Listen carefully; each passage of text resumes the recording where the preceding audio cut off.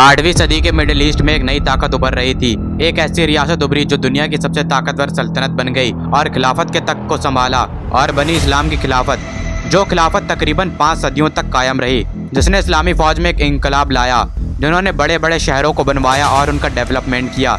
ना जाने कितने स्कॉलर्स को इस खिलाफत ने उभारा, ना जाने कितने इन्वेंशंस उन्होंने किए, और आज इस दौर को इस्लाम के सुनहरे दौर के तौर पे जाना जाता है, the golden period of Islam. ये दास्तान है खिलाफत अब्बासिया की। साल 632 में अरब के शहर मदीने में अल्लाह के रसूल पर्दा फरमा गए, लेकिन अल्लाह के रसूल के सहाबाओं ने इस्लाम को पूरे अरब और दुनिया के कोने कोने तक फैलाया और एक नई सल्तनत की नींव रखी। लेकिन इसे सल्तनत नहीं कह सकते हैं, ये तो खिलाफत थी, जिसका नाम था खिलाफत राशिदा। जिस वक्त खिलाफत राशिदा बनी थी और जब मुसलमानों के हाथ में क़यादत आई थी, तो उस वक्त मिडिल ईस्ट में 2 बड़ी ताकत हुआ करती थी। पहली थी रोम की सल्तनत और दूसरी थी फारस की सल्तनत। लेकिन मुसलमानों ने इन दोनों ताकतवर सल्तनतों को शिकस्त दी और फतह के बाद फतह हासिल करते गए। हजरत खालिद बिन वलीद और हजरत अबू उबैदा, हजरत साद बिन अबी वक्कास जैसे जाबाज कमांडरों की क़यादत में मुसलमानों ने इन दोनों सल्तनतों को घुटनों पर लाकर खड़ा कर दिया था। पहले रोम की सल्तनत जो यरमौक की जंग के बाद नस्तो नाबूद हो गई, और फिर दूसरी फारस की सल्तनत जो कासिदिया की जंग के बाद खत्म होने की कगार पर आ गई थी। सन 651 तक मुसलमानों ने रोमियों के 2/3 हिस्से को अपने कब्जे में कर लिया था और पूरी फारस की सल्तनत को अपने कब्जे में कर लिया था। लेकिन कुछ अरसे बाद हजरत उस्मान, जो की इस खिलाफत के तीसरे खलीफा थे, उनकी शहादत हो गई, जिस वजह से मुसलमानों के दरमियान पहली सिविल वॉर लड़ी गई, जिसे पहला फितना भी कहा जाता है। इसके बाद हजरत अली को चौथा खलीफा चुना गया, लेकिन शाम के गवर्नर हजरत मुआविया ने हजरत अली से जंग करी थी और तकरीबन 5 साल के बाद हजरत अली को भी शहादत नसीब हुई। मस्जिद में पीछे से आकर एक शख्स ने उन्हें शहीद कर दिया था। इसके बाद खिलाफत राशिदा की जगह ली खिलाफत उमैया ने, और इसके पहले खलीफा बने हजरत मुआविया, और ये खिलाफत दुनिया की सबसे बड़ी ताकतवर सल्तनतों में शुमार होती है। लेकिन इसमें भी कई सारी सिविल वॉर लड़ी गई, जिसमें सबसे मशहूर है करबला की जंग, जिसमें हजरत अली के बेटे हजरत हुसैन ने हजरत मुआविया के बेटे यजीद को खलीफा मानने से इनकार कर दिया था, और हजरत हुसैन का मुकाम उस वक्त आलम इस्लाम में बहुत ऊंचा था। इसके बाद सन 680 में हजरत हुसैन और उनके खानदान को करबला में शहीद किया गया। लेकिन कुछ और अरसे बाद खिलाफत उमैया आगे बढ़ने लगी। उसने स्पेन को फतह किया, हिंदुस्तान में सिंध को फतह किया। इस खिलाफत में अच्छे हुक्मरानों के साथ बुरे हुक्मरान भी हुए। गैर मुसलमानों को यहाँ पर धिमी कहा जाता था, जिनसे मुसलमानों के मुकाबले थोड़ा ज्यादा टैक्स लिया जाता था। इसमें यहूदी, ईसाई और जोरो एशियन शामिल थे, और यहाँ तक कि वो लोग जो इस्लाम कबूल करके मुसलमान बन चुके थे, उन्हें मवाली कहा जाता था। लेकिन कुछ अरसे बाद एक नई ताकत अरब में उभरने लगी, जो काले झंडे के नीचे इकट्ठा हुए, और उन्होंने उमवियों से जंग करी, और ये अब्बासी थे। अब्बासी अरब के घराने से थे, जिनका ताल्लुक इस्लाम के आखिरी नबी के चाचा हजरत अब्बास से जाकर मिलता था, इसीलिए इन्होंने खुद को अब्बासी कहा। जब उमवियों के जुल्म बढ़ने लगे तो अब्बासियों ने असली इस्लाम को फैलाने का फैसला किया और मुसलमानों की क़यादत को संभालने और खिलाफत के तख्त पर हुकूमत करने का फैसला लिया। सन 747 में उमैया खिलाफत में फिर से एक बार बगावतें होने लगीं और अब्बासियों को सुनहरा मौका मिल गया।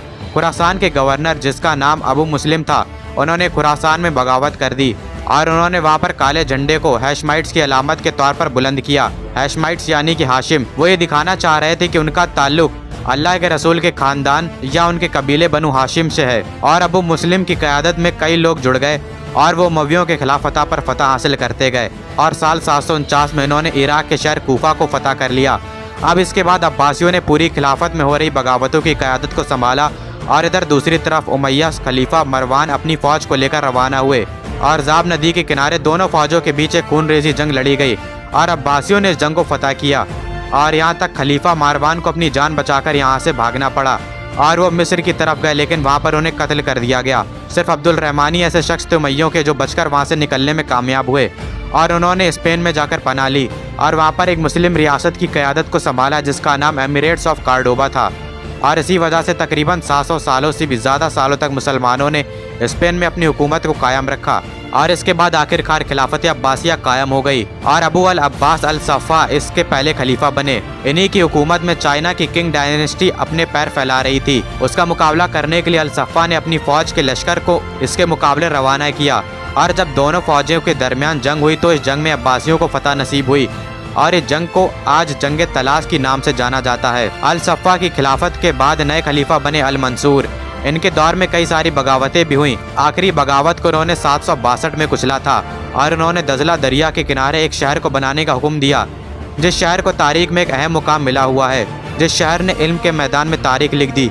ये शहर था बगदाद। और जब सालों बाद खिलाफत को हारून अल राशिद ने संभाला तो ये खिलाफत ऊंचाइयों को छू रही थी और बगदाद इस खिलाफत का दिल था। हारून अल राशिद के बारे में बताया जाता है कि अब्बासी खिलाफत के सबसे महान खलीफा अल राशिद ही थे। इनके दौर में कई औरतों को ऊंचा मुकाम भी हासिल था। सबसे बड़ी बात यह है कि इस खिलाफत में वो सारे हिस्से भी शामिल थे जहाँ पर अरबी लोग नहीं रहते थे और जहाँ की जबान भी अरबी नहीं थी। साइंस और टेक्नोलॉजी के मैदान में इस खिलाफत ने एक अहम किरदार अदा किया और इसी वजह से इस दौर को इस्लाम के सुनहरे दौर के तौर पे जाना जाता है।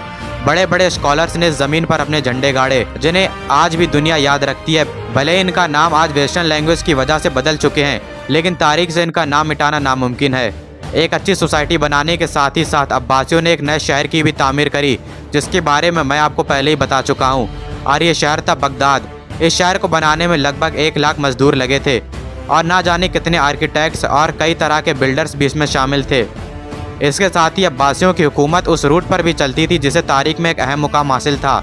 रूट यानी कि रास्ता। तिजारत करने के लिए ये रास्ता सदियों से इस्तेमाल किया जाता था और तारीख से ही इस रास्ते का एक अहम मुकाम था। मैं बात कर रहा हूँ सिल्क रूट की, जो हिंदुस्तान और चीन को फारस, तुर्की, अफ्रीका और यूरोप के साथ जोड़ता था।